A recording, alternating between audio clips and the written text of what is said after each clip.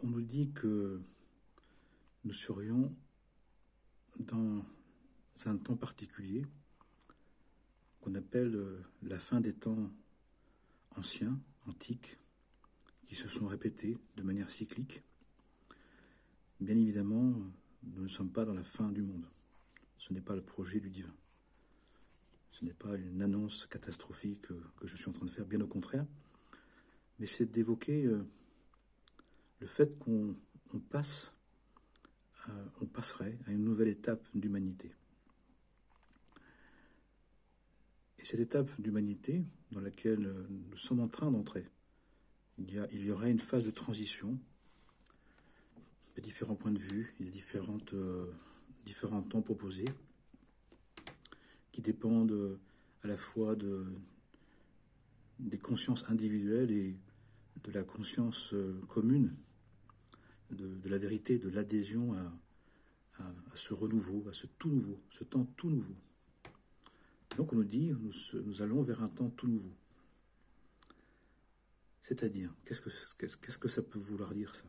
Avec ma compréhension des enseignements, avec ce que j'ai pu étudier et comprendre de cela. On nous dit qu'il fut un temps où on était basé principalement par le fait que l'âme descende dans le corps et que l'âme descend des cieux vers la terre, basé principalement sur l'âme de sensation. On pourrait dire l'âme naturelle ou l'âme animale. Je ne parle pas du mauvais penchant. L'âme naturelle a un bon et un mauvais penchant. Donc nous étions dans les phénomènes naturels, dans la sensation de la nature intérieure, la nature extérieure, comme étant l'expression de la volonté des dieux, la volonté divine. Et puis, il fut un autre temps où l'âme, l'autre partie de l'âme, la deuxième partie de l'âme, l'âme de sentiment, d'entendement, a pris la main.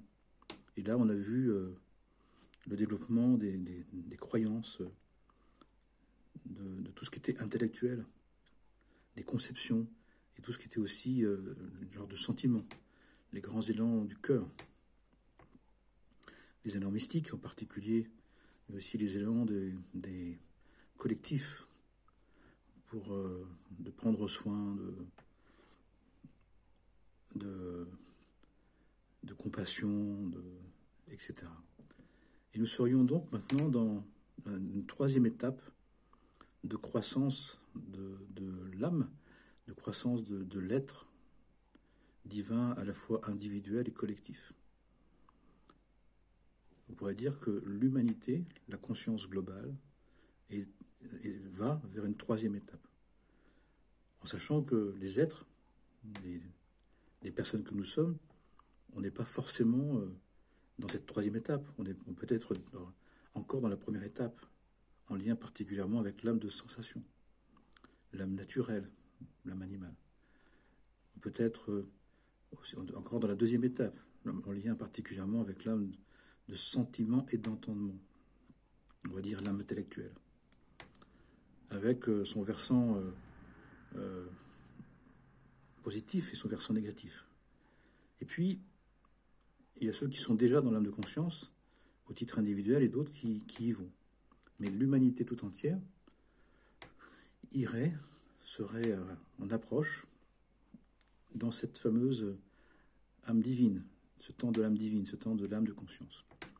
Et celle-là se caractérise non pas par un référentiel lié aux sensations, ni aux sentiments, ni à l'entendement, à la compréhension personnelle, même si elle peut être très élaborée, très, très belle, très majestueuse, très glorieuse, mais par l'âme de conscience. C'est-à-dire l'âme de conscience passe par l'expérience du divin, par la rencontre du divin, par la recherche consciente, volontaire, choisie, recherchée, de vivre les croyances, de vivre les concepts, de vivre les idées. Les croyances, c'est des idées sûres. De vivre non pas que les sensations par la nature, par l'extérieur, par la beauté de la nature qui est une merveille, par la beauté des êtres, par l'amour, mais par la rencontre avec le divin. Et cette rencontre,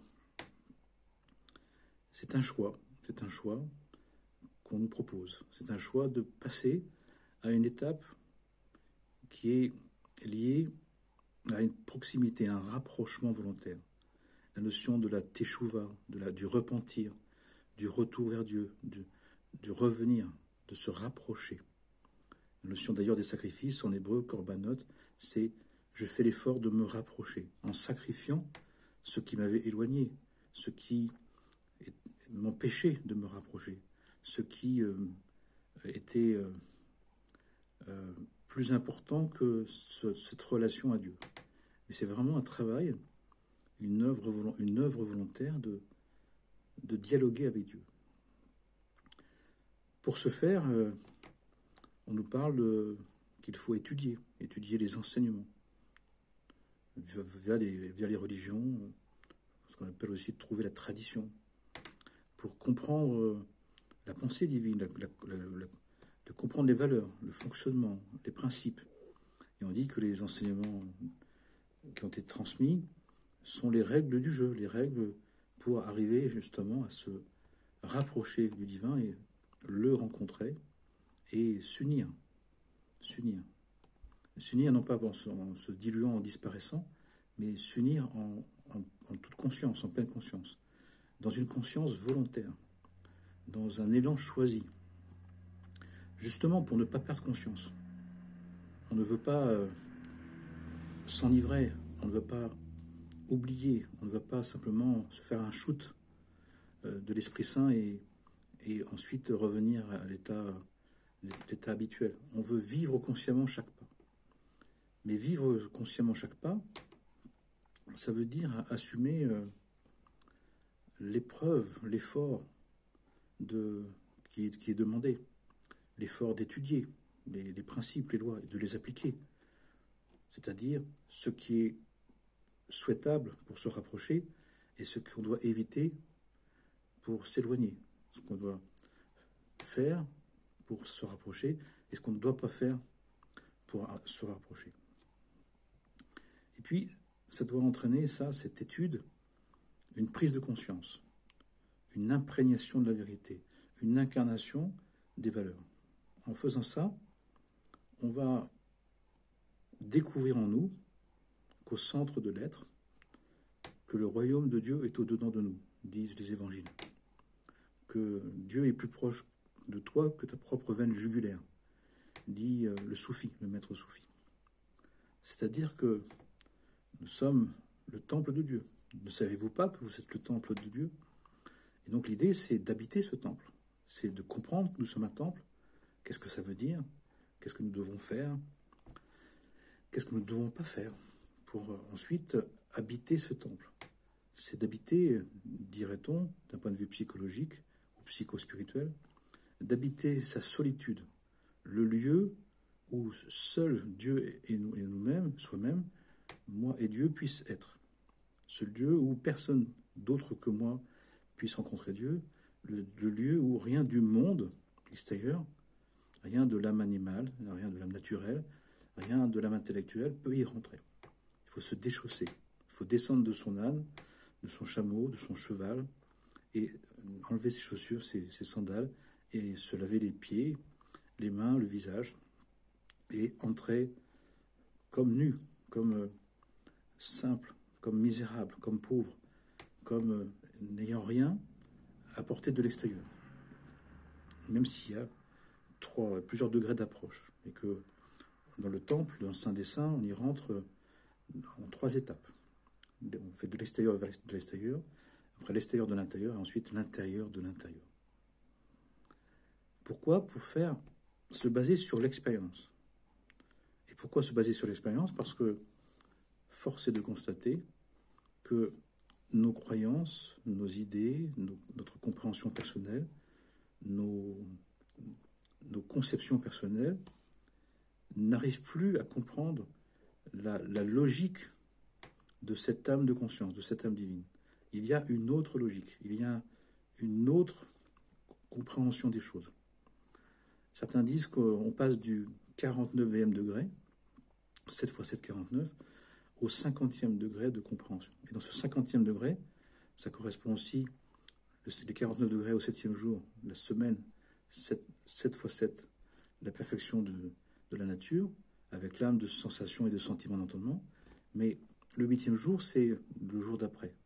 Alors c'est le Shabbat accompli, c'est le Shabbat, mais c'est aussi le jour d'après, le 8e temps, le temps messianique, de délivrance, de résurrection, avec tous les termes que l'on veut, mais qui ne se base plus sur des sensations, sur des sentiments, sur des compréhensions personnelles, mais qui se base sur une expérience. Pourquoi? Parce que cette expérience se trouve dans toutes les situations, et elle se trouve surtout dans des situations qu'on ne comprend plus, qui nous dépassent, qui nous accablent, qui nous saisissent, où on ne peut pas comprendre, où notre compréhension, nos conceptions nous dépassent. On voit bien que toutes les idées sur le couple, sur la famille, sur la nation, sur les relations, sur la vie, comment ça va fonctionner, comment ça doit se structurer, est bouleversée à un degré qui peut nous rendre très agressifs, du domaine de l'insupportation, de la colère, de la haine, du domaine de la dépression, du désespoir, de la désespérance, parce que comme si on n'y comprenait plus rien.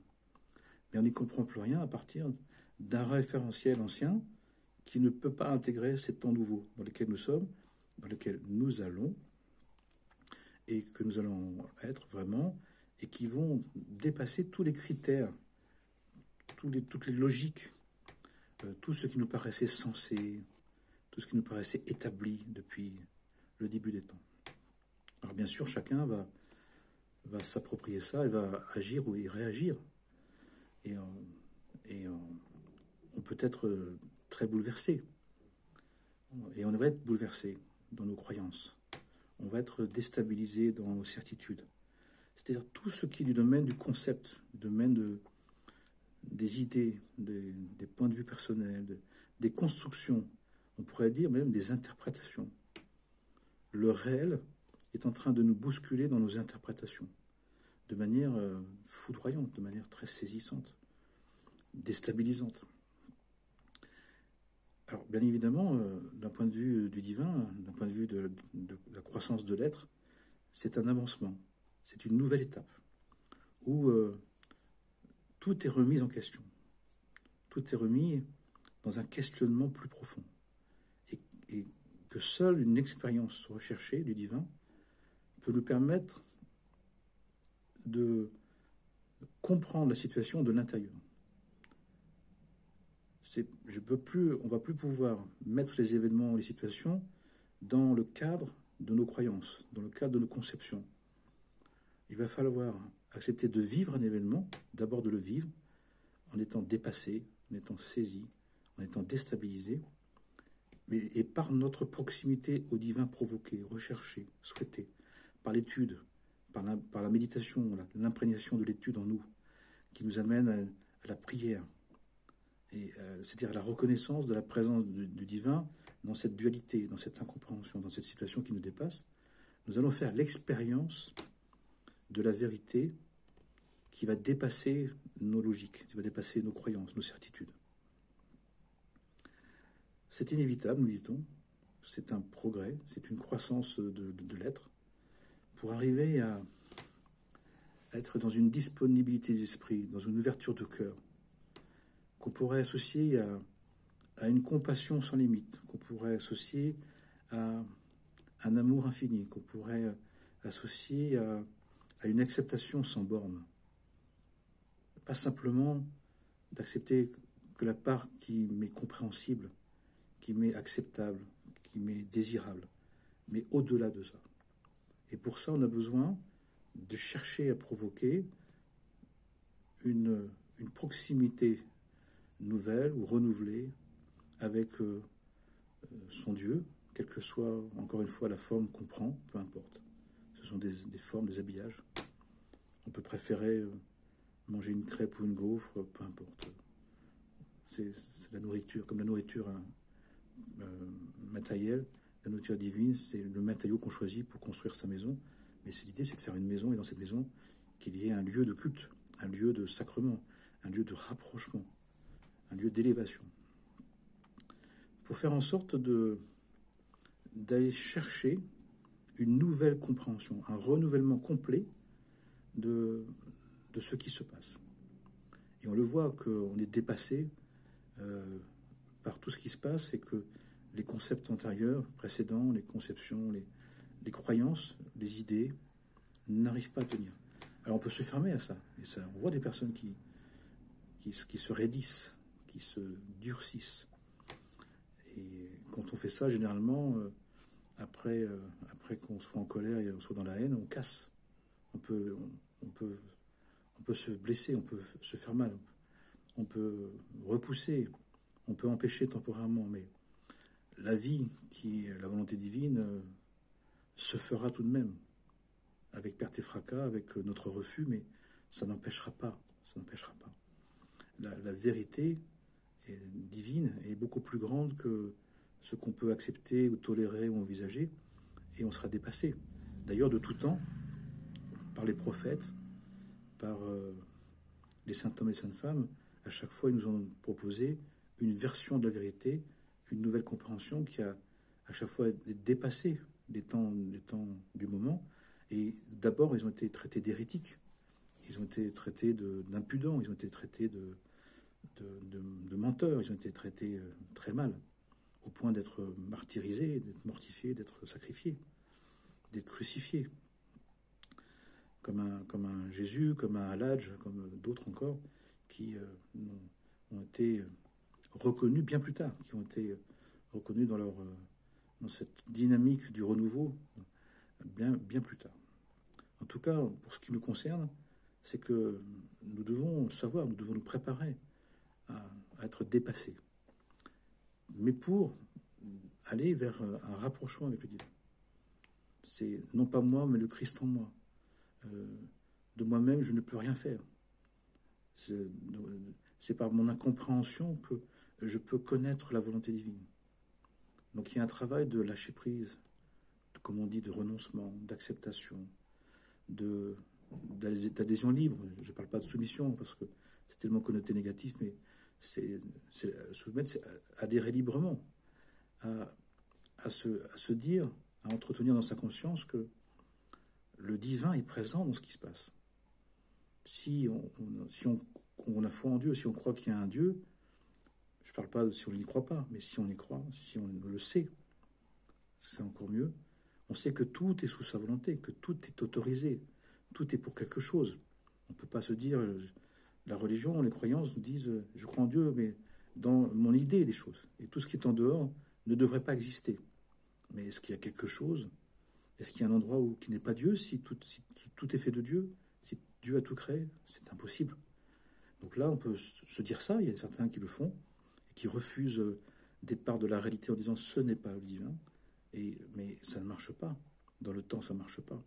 Et d'autres, ils disent cette part du divin, cette part de la réalité, je ne n'arrive pas à la comprendre, je n'arrive pas à la saisir, je n'arrive pas à la vivre ni à l'accepter. Mais je vais apprendre à faire avec. Je vais accepter de me laisser bousculer, bouleverser, déstabiliser, saisi par des situations qui me demandent de dépasser mes croyances, qui me demandent d'intégrer la réalité dans un degré de vérité que Dieu veut. Si ça existe, c'est que Dieu le veut. Et pourquoi, comment, on ne sait pas forcément, d'autant qu'on nous dit que tant qu'on n'a pas accepté une chose telle qu'elle est, surtout si elle nous dépasse, on ne peut pas la comprendre. Ça ne peut pas s'ouvrir la compréhension. C'est pas possible. Je ne peux pas comprendre une situation que je repousse, que je refuse. Mais de l'accepter, c'est d'abord être bousculé, d'abord être saisi, pas même d'effroi, même de terreur. Parce que nous sommes vraiment dans des temps où la fin des temps, et on est dans la fin des temps, on sera dans la fin des temps et dans les prémices des temps tout nouveaux qui n'ont jamais existé et qui dépassent complètement la sensation, le sentiment et l'entendement qu'on a eu auparavant. Et que ça fait partie du projet divin, ça ferait partie du projet divin ça ferait partie de l'évolution que l'humanité doit vivre, doit passer. Donc, je nous encourage à apprendre, à accepter d'abord qu'on ne comprend plus rien et que c'est normal. Mais que cette incompréhension ne veut pas dire que c'est n'importe quoi. Ça ne veut pas dire que ça ne veut rien dire. Au contraire, c'est d'accepter que le divin, lui, il sait ce qu'il fait. Mais nous, on ne comprend plus. Et c'est d'accepter aussi que la volonté divine, nos croyances la comprend, la volonté divine un peu, l'avait imaginée, l'avait envisagée. Mais que la volonté divine étant dans tout, dans toutes les formes qui existent, pour des raisons que seul Dieu connaît, à vrai dire, eh bien, c'est d'apprendre à accueillir les choses, non pas parce que je les comprends ou je les accepte, mais parce que c'est la volonté divine. C'est Dieu, il veut comme ça. Changement des couples, changement des familles, changement du fonctionnement du monde, géopolitique bouleversée. Parce que si on est dans la fin des temps, il y a un solde de tout compte. Il y a les mérites et les dettes doivent être soldés. Le banquier dit, voilà, solde de tout compte, avant fermeture définitive des comptes anciens pour aller vers un tout nouveau temps qui, nous dit-on, va être très bouleversant, très secouant, très déstabilisant parce que vraiment tout nouveau. Et que donc il faut se préparer à vivre des temps où nos références habituelles sont obsolètes, ne peuvent pas comprendre, ne peuvent pas vivre ça déjà. Donc, de le savoir. De le savoir, c'est aussi rester tranquille, d'accepter, de faire avec, et pendant ce temps-là, de se confier à Dieu. D'où le fait de passer son temps, à vrai dire, à partir du moment où on ne comprend plus rien, d'appeler Dieu, de parler à Dieu. Et on dit que c'est une des grandes raisons de tout ça, c'est qu'on se rappelle, qu'on revienne à ce dialogue avec Dieu, d'oser lui parler, d'oser lui demander, d'oser lui dire je comprends rien, ça me perturbe, ça vient complètement bousculer mes croyances, et à des degrés auxquels je ne m'attendais pas. Et les personnes, on voit qu'il y a plein de situations qui sont très déstabilisantes. Et donc, c'est l'occasion, nous dit-on, de parler à Dieu, de lui confier notre désarroi. Mais en parlant à Dieu, c'est lui dire, je te confie mon désarroi, mais parce que je te fais confiance. Je ne sais pas pourquoi, je ne sais pas comment. À vrai dire, je n'en ai pas forcément envie, ou ça me déplaît, ou ça m'inconforte, ou ça m'agace, ou ça me met en colère, ou ça vient me remettre, non pas en question, mais même en cause, sur les fondements. Mais en même temps, tu es Dieu, toi tu sais. Donc c'est un travail de confiance en Dieu, augmenté, supplémentaire, de certitude que sa volonté est dans tout et pour tout, et que lui, il sait très bien ce qu'il fait. Donc c'est aussi l'acceptation de sa volonté sans compréhension. L'exemple de ça, c'est Marie au pied de la croix qui dit « Ta grâce me suffit. Ta grâce me suffit. Je ne comprends rien. On me dit c'est un être divin, là, et il va être mis à mort. » Et ben oui, ta grâce me suffit. De moi-même, je ne peux rien. J'accepte de ne plus pouvoir. Et là, pour supporter et pour accompagner ce mouvement de délivrance, des temps messianiques, de renouvellement, de métamorphose. Métamorphose, c'est au-delà des formes connues, habituelles, choisies, envisagées. Eh bien, c'est le dialogue avec Dieu qui doit revenir. Mais un dialogue véritable, de se confier dans tout ce qui en nous repousse, refuse, rechigne à cette évolution qui, si on regarde un peu tranquillement, mais sérieusement, on le voit bien. Et pour ne pas être déstabilisé trop, pour ne pas souffrir, on nous dit il faut développer cette expérience, cette rencontre, cette proximité au divin. Cette expérience du divin par la proximité volontaire choisie. Et donc on parle à Dieu. Et même si on n'étudie pas, même si on ne prie pas, même si on ne sait pas ce que ça veut dire, on peut parler. Et on dit qu'il y a un temps favorable, c'est la nuit. La nuit, quand le monde s'est calmé, et qu'on n'arrive pas forcément à dormir, ou qu'on est troublé, Et bien, après avoir parlé à des amis, à son mari ou à sa femme, ou à son compagnon, sa compagne, c'est de se lever et d'aller seul se mettre de côté et de parler à Dieu, à la source de toute vie, comme vous voulez, comme ça vous va. Mais de parler à ce qui pour vous est le divin, à celui et celle qui a tout créé, tout provient. Celui qui est né de lui-même, ce qui est né de lui-même et qui a tout créé. Donc il peut tout, puisque c'est lui qui l'a créé. Et comme on dit que le divin a créé tout bon et tout très bon, ça veut dire que tout ce qui se passe, même si ça nous dépasse, bien évidemment, c'est le divin qui le veut, pour une raison profonde, pour faire en sorte que l'humanité se réalise dans son projet, puisque le divin a prévu des temps pour que l'humanité se réalise, pour que l'humanité s'accomplisse, même si on ne le sait pas, même si on ne le sait plus, même si ça ne nous parle pas, même si on n'y comprend rien. Mais le divin a son agenda. Il n'y a pas que nous qui avons un agenda bien rempli, lui aussi. Et qu'on le veuille ou pas, qu'on le sache ou pas, qu'on l'envisage ou pas, c'est ce qui se passe, à vrai dire. Mais on peut l'accompagner. Donc, il y a une docilité, il y a une acceptation, il y a une tranquillité, il y a un accompagnement, il y a le laisser agir. Et quand on fait ça, on nous dit eh bien, que les situations vont commencer à nous parler autrement. Elles vont commencer à nous dire d'autres choses. Elles vont commencer à nous dire des choses, à nous renouveler dans notre compréhension du divin, à nous faire comprendre que le divin est vraiment en tout. Pas seulement où on le voulait, où on le concevait, où on l'imaginait, et pas ailleurs. Dans tout, dans tous les aspects. On est au début, on est au démarrage, on est dans les prémices. C'est un apprentissage, un nouvel apprentissage à réaliser. Que chacun et chacune puisse le réaliser et d'y arriver au fur et à mesure. Merci de m'avoir écouté. Partagez, échangez, transmettez si vous le voulez bien. Amen, Amana.